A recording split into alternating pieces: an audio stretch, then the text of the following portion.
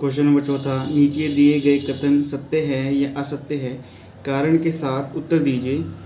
इस क्वेश्चन के लिए आपको प्राकृतिक संख्या पता होनी चाहिए, पूर्ण संख्या पता होनी चाहिए, पूर्णांक पता होना चाहिए और परिमेय संख्या पता होनी चाहिए। उससे पहले हम बेसिक कर लेते हैं, ये होती क्या क्या है। अगर हम प्राकृतिक संख्या की बात करें, वो हमारी स्टार्ट होती हैं 1 से, 1 2 3 4 5 6 ऐसे ही प्लस इन्फिनाइट तक जाती हैं। अगर हम पूर्ण संख्या की बात करें, वो शुरू होती हैं 0 से, 0 1 2 3 4 5 6 ऐसे करके प्लस इन्फिनाइट तक जाती हैं। फिर बात करते हैं पूर्णांक, 0 से आगे वाली संख्या सभी प्लस इन्फिनाइट, और 0 से पहली वाली संख्या सभी ये माइनस इन्फिनिटी तक जाएंगी। फिर बात करते हैं वास्तविक संख्या, वह संख्या जिसको हम लिख सकते हैं और एक नंबर लाइन के ऊपर ड्रॉ कर सकते हैं, उन्हें कहते हैं वास्तविक संख्या। ये हमारे पास दो तरह की होती हैं, पहले होती है परिमेय संख्या, फिर होती है अपरिमेय संख्या। परिमेय संख्या हमारे पास दो तरह की होती हैं, एक तो शांत होती हैं, दूसरी होती हैं अनवासनी आवर्ती होती हैं। शांत कहने का मतलब है कि हम P/Q की फॉर्म में इसको लिख सकते हैं। जैसे मैं करता हूँ 10/5, तो इसको सोल्व करेंगे, हमारे पास आएगा 2 मेरा पूरा भाग हो गया, तो इसको कहते हैं शांत। दूसरा एग्जांपल ले लेते हैं हम, P/Q ले लेते हैं, 5/2 ले लेते हैं, तो ये हमारा हो जाएगा 2.5। तो ये हमारे पास शांत है, ये पूरी भाग हो गई है। इसके साथ हम नेगेटिव पॉजिटिव दोनों लगा सकते हैं, यानी कि 2 मेरा नेगेटिव पॉजिटिव दोनों हो सकता है और नेगेटिव पॉजिटिव 2.5 हो सकते हैं, यानी कि पॉजिटिव भी हो सकती है, नेगेटिव भी हो सकती है। फिर बात करते हैं अनवासनी आवर्ती की। इसके अंदर हमारे पास होगा 10 में हम 3 कर दें, तो हमारे पास आएगा 3.333। तो ये मेरी क्या हो रही है, रिपीट हो रही है, आवर्ती हो रही है, तो हम इसको लिख सकते हैं 3.3 का बार।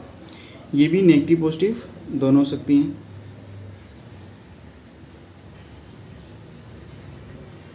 अगर हम दूसरी तरफ बात करें अपरिमेय संख्या की, ये हमारी होती है अनवासनी अनवर्ती, यानी कि ये रिपीट नहीं करेंगी, ना ही कभी ख़त्म होंगी।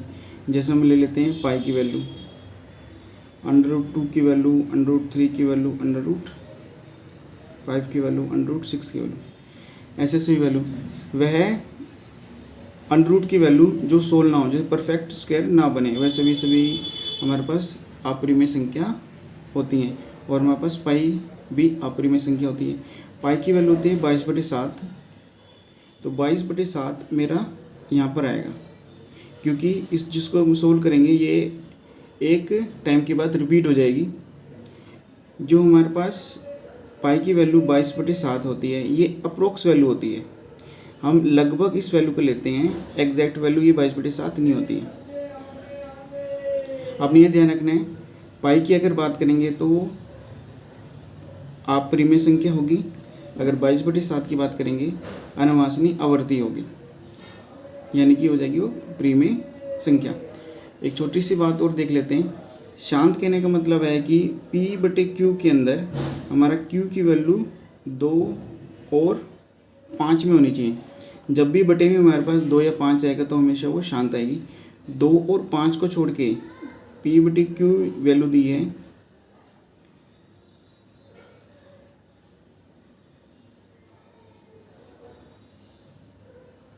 2 और 5 को छोड़कर Q की वैल्यू जो भी होगी वो हमारे पास अनवासनी आवर्ती की आएगी।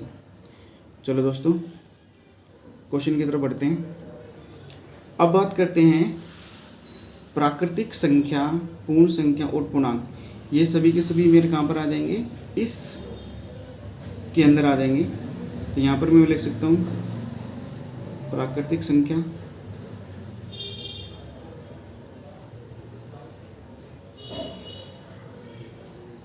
पूर्ण संख्या,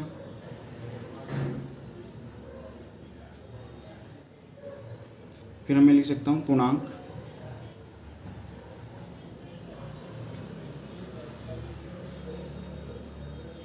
ये सभी के सभी मेरे पास आ जाएंगे शांत के अंदर।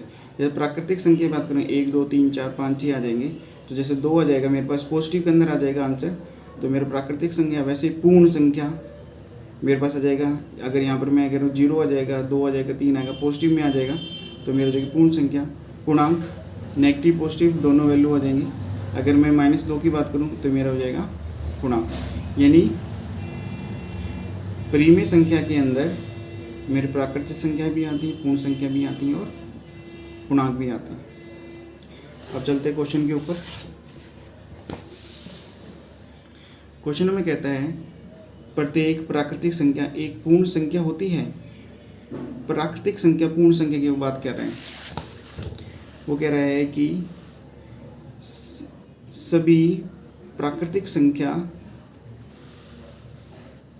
यहाँ पर सभी प्राकृतिक संख्या मेरे पास पूर्ण संख्या होती है, यानी कि 1 2 3 4 5 6 पूर्ण संख्या के अंदर आ रहा है। 1 2 3 4 5 6, हाँ ये सभी वैल्यू इसको के अंदर आ रही हैं, तो मेरा आंसर हो जाएगा पहले का हाँ या सत्य। फिर वो कह रहा है कि प्रत्येक पूर्णांक एक पूर्ण संख्या होती है। प्रत्येक पूर्णांक मेरे पास पूर्ण संख्या होती है।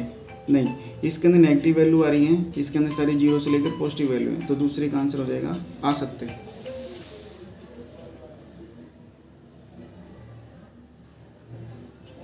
फिर कहता है प्रत्येक परिमेय संख्या पूर्ण संख्या होती है। परिमेय संख्या, तो हम बात करेंगे परिमेय संख्या की। तो परिमेय संख्या मेरे पास यहाँ पर है, कहा कि पूर्ण संख्या होती है।